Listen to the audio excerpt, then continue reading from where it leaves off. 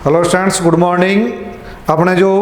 B और BSc part second में human geography paper number second अपना चल रहा था, उसमें अपन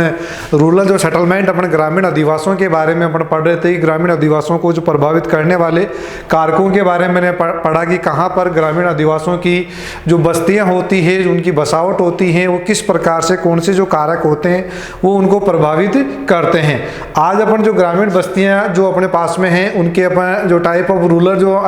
सेटलमेंट हैं उनके बारे में अपन पढ़ेंगे कि ग्रामीण बस्तियों की जो प्रकार हैं वो कौन कौन से हैं, यानी कि हाउस ऑफ की जो स्पेसिंग है, यानी जो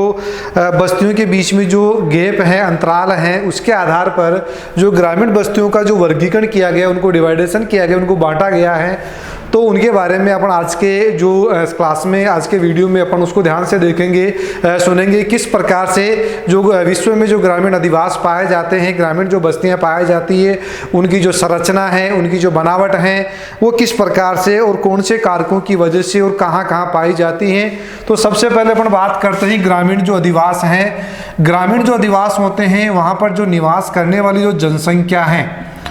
यानी गांव में जो निवास करने वाली जनसंख्या का जो मुख्य जो अपने पास में व्यवसाय है वो है प्राथमिक व्यवसाय। अब जैसे अपन कहें कि प्राथमिक जो व्यवसाय है उसमें कौन कौन से कार्य आते हैं, तो प्राथमिक व्यवसाय में जैसे कृषि करना, मछली पकड़ना, आखेट यानी शिकार करना, अपने पास में डेयरी जो व्यवसाय है जिसको अपन कह सकते हैं दुग्ध व्यवसाय है, बागवानी है, खनन है, ये अपने पास में मुख्य रूप से किसमें आते हैं, प्राथमिक व्यवसाय में आते हैं। यानी ग्रामीण अधिवासियों की अगर अपन बात करते हैं तो वहाँ पर जो कुल निवास करने वाली जो जनसंख्या है उसका 75% जनसंख्या, यानी कि 75% से अधिक जनसंख्या जो प्राथमिक व्यवसायों में संलग्न होनी चाहिए। जैसे अपन कहें कि कौन सी बस्ती को तो अपन ग्रामीण बस्ती कहें और कौन सी बस्ती को अपन नगरीय बस्ती के रूप में वर्गीकृत करें, उनको डिवाइडेशन किस प्रकार से करें, कैसे उनकी पहचान करें कि ये नगरीय बस्ती हैं और ये ग्रामीण बस्ती हैं। तो उसके लिए कुछ अपने पास में जैसे आंकड़े हैं। पहला जैसे अपने पास में आंकड़ा आ रहा है ग्रामीण बस्ती के लिए कि वहाँ निवास करने वाली जो कुल पॉपुलेशन है, कुल जनसंख्या है, उसका 75% लोग, यानी कि 75% से अधिक जो लोग हैं वो प्राथमिक व्यवसायों में संलग्न होने चाहिए, कृषि कार्यों में संलग्न होने चाहिए। जबकि अपन नगरीय बस्तियों के लिए बात करते हैं तो वहाँ की 75% से अबाव जो पॉपुलेशन है वो गैर प्राथमिक कार्यों में, गैर कृषि कार्यों में संलग्न होती है। तो उसको अपन क्या कहेंगे, नगरीय बस्ती के रूप में उसको वर्गीकृत करते हैं। तो यहाँ पर जो अपन कहें कि जो या इस प्रकार के जो ग्रामीण क्षेत्रों में अधिवास जो कार्य किए जाते हैं, उनसे निर्मित जो भी अधिवास हैं उनको ग्रामीण बस्तियों के रूप में जो है देखा जाता है। यहाँ पर जो है इनके जो आवास हैं, उनका जो या आकार हैं, वो इनके जो कार्यों की वजह से, यानी कि यहाँ पर बेरोजगारी की समस्या, या अपन कहें कि यहाँ पर जो मौसमी या जो भी इनके कृषि कार्यों में जो अनेक बाधाएं जो आती हैं उनकी वजह से इनकी जो बस्तियों का जो आकार होता है वो लघु होता है, सीमित होता है, यानी अपन कैसे छोटे आकार में पाई जाती हैं। इनके जो बस्तियों में जो अपने पास में की जो ग्रामीण बस्तियां हैं उनका जो अपन वर्गीकरण कर रहे हैं या उनका जो अपन डिवाइडेशन करें टाइप ऑफ अपने पास में जो है रूरल ऑफ सेटलमेंट, यानी कि जो ग्रामीण बस्तियों को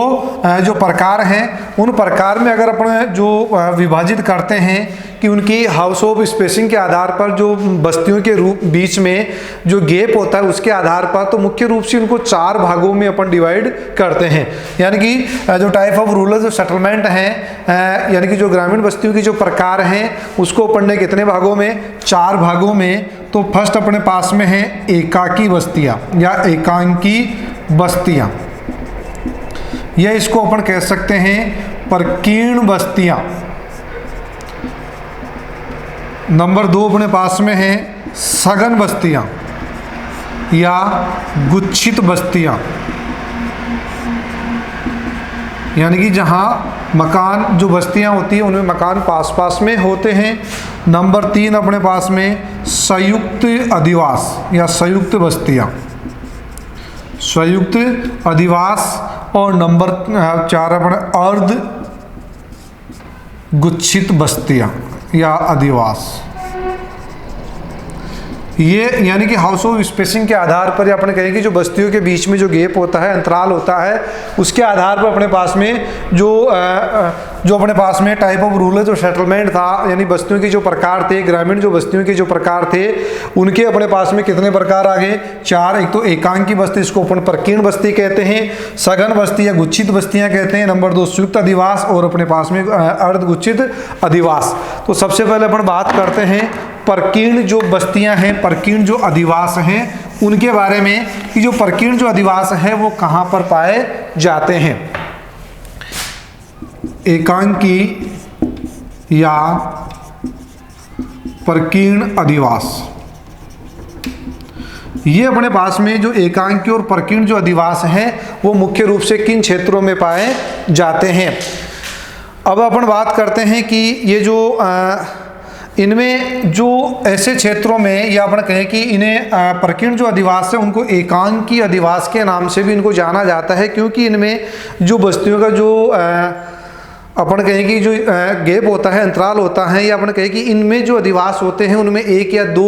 अधिवास या 2-3 अधिवास होते हैं, और इनमें जो अधिवास होते हैं वो खेत के द्वारा अलग होते हैं। नहीं, जैसे एक खेत में अधिवास बना है, दूसरे खेत में, यानी खेतों के द्वारा अलग किए हुए होते हैं, और जो मकान होते हैं उनमें अंतराल बहुत ज़्यादा पाया जाता है। अगर अपन बात करें कि जो विश्व लेवल पर अपन बात करें कि इस प्रकार के जो अधिवास कहाँ पाए जाते हैं, तो जितने भी अपने मरुस्थलीय क्षेत्र हैं, चाहे वो शीत मरुस्थल हो चाहे उष्ण मरुस्थल है, जैसे कालाहारी मरुस्थल है, थारका मरुस्थल है, सहारा मरुस्थल है, अपने शीत लद्दाख वाला मरुस्थलीय प्रदेश है, अपने साइबेरिया का जो पठारी प्रदेश है, वहाँ पर जो मानव के जो अधिवास हैं वो प्रकीर्ण अधिवासों की श्रेणी में आते हैं। इसके अलावा जो अपने प्रमुख जो विश्व के जो घास के मैदान हैं, जैसे अपन मध्य एशिया में अपने पास में स्टेपीज घास का मैदान है, इस स्टेपीज घास के मैदान में भी जो है किस प्रकार के अधिवास पाए जाते हैं? प्रकीर्ण जो है अधिवास पाए जाते हैं, एकांकी अधिवास पाए जाते हैं। इसके अलावा जैसे अपने उत्तरी अमेरिका में, या अपन कहें कि संयुक्त राज्य अमेरिका में या उत्तरी अमेरिका महाद्वीप में प्रेरीज घास के मैदान हैं। अर्जेंटीना में पंपाज घास के मैदान हैं, और साउथ जो अपने पास में अफ्रीका है, वहाँ पर जैसे अपने पास में डाउन्स घास के मैदान हैं। इसके अलावा ऑस्ट्रेलिया है, ऑस्ट्रेलिया में जैसे अपने पास में वेल्स घास के मैदान हैं। तो ये जैसे अपने पास में जो घास के मैदान है, न्यूजीलैंड में जैसे कैंटरबरी जो घास के मैदान है, और ब्राज़ील में जैसे कंपोज जो घास के मैदान है, वहाँ पर ये जो घास के मैदानों में जो विस्तृत क्षेत्र होता है वहाँ पर एकांकी और प्रकीर्ण बस्तियाँ पाई जाती हैं।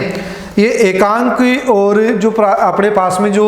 बस्तियां हैं, प्रकीर्ण बस्तियां हैं, उन पर राजनीतिक, सांस्कृतिक, धार्मिक प्रभाव भी स्पष्ट रूप से दिखाई देता है। दूसरी अपने पास में थी सघन या गुच्छित बस्तियां। ये उन क्षेत्रों में अधिक पाई जाती है जहाँ पर, जैसे अपन ग्रामीण अधिवासियों की बात करें तो उन ग्रामीण क्षेत्रों में अधिक पाई जाती हैं जहाँ पर उपजाऊ समतल मैदान होते हैं। जैसे अपने गंगा नदी द्वारा निर्मित समतल मैदान है जहाँ पर उपजाऊ जलोढ़ मिट्टी पाई जाती है, जहाँ गहन कृषि कार्य संपन्न किए जाते हैं। तो वहाँ के जो लोग हैं वो एक छोटे से समूह में रहकर निवास करते हैं, या अपन कहें कि एक समूह में निवास करते हैं, जहाँ जिस वजह या उस समूह में निवास करने की वजह से अपन कह सकते हैं कि वहाँ की अधिकांश भूमि का वो उपयोग कृषि कार्य में कर सकें। इस वजह जितने भी अपने बड़े जो विश्व में जितने भी जो बड़ी नदियां हैं जिनके द्वारा निर्मित जो अपने मैदानी क्षेत्र हैं, उन क्षेत्रों में अपन कहें कि सघन अधिवास पाए जाते हैं। इसके अलावा प्राचीन समय में जब अपने जंगली जानवरों का या जो भी अन्य जो या अपन कह सकते हैं कि भय की वजह से लोग एक समूह में रहना पसंद करते थे, या अपने एक बस्तियां बनाकर वहाँ पर निवास करते थे। तो इस वजह से वहाँ उन क्षेत्रों में सघन बस्तियां पाई जाती है जहाँ पर लोग अपनी बस्तियों में निवास करते हैं, दिन भर अपने खेतों में कार्य करते हैं और वापस जो है रात को अपने जहाँ पर वो एक सघन बस्ती है, गुच्छित बस्ती है, वहाँ पर आकर निवास करते हैं। तो गंगा ब्रह्मपुत्र के द्वारा निर्मित मैदानी क्षेत्र है, यांगटी सिकियांग नदी के द्वारा राई नदी वाला कांगो नदी का जो बेसिन क्षेत्र हैं, उन क्षेत्रों में सघन और अपने पास में जो गुच्छित बस्तियाँ पाई जाती हैं। नंबर 3 अपने पास में है संयुक्त अधिवास, यानी कि जिसको अपन कह सकते हैं मिश्रित अधिवास भी इनको कह सकते हैं। इनमें क्या होता है, जैसे एक बस्ती होती है, छोटी बस्ती होती है और उससे दूसरे जातियों के आधार पर या कुछ कारणवश जो है दूर की तरफ और बस्तियां होती हैं, यानी अपन कह सकते हैं गांव होता है और गांव के बाहर छोटी छोटी जो बस्तियां होती हैं, उन बस्तियों को अगर दूर से देखते हैं तो अपन सघन बस्तियों के रूप में दिखाई देती है, लेकिन उनमें जो है गैप होने की वजह से जो है उनमें अर्ध या अपन कह सकते हैं कि जो अर्ध सघन जो बस्तियां होती है उन्हीं के प्रकार उनमें पाया जाता है, लेकिन उन सभी को एक संयुक्त गांव के नाम से उनको जाना जाता है, यानी उनका जो नाम होता है वो एक गांव के आधार पर उनको पहचाना जाता है, इसलिए उनको संयुक्त अधिवासों के रूप में उनको जाना जाता है।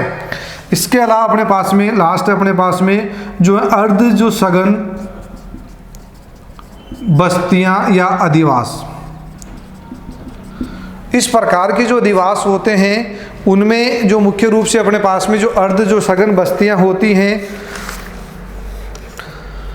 उनमें विभिन्न जातियों के जो मकान एक दूसरे की तरफ होते हैं, लेकिन जो इनमें जो अधिवास पाए जाते हैं वो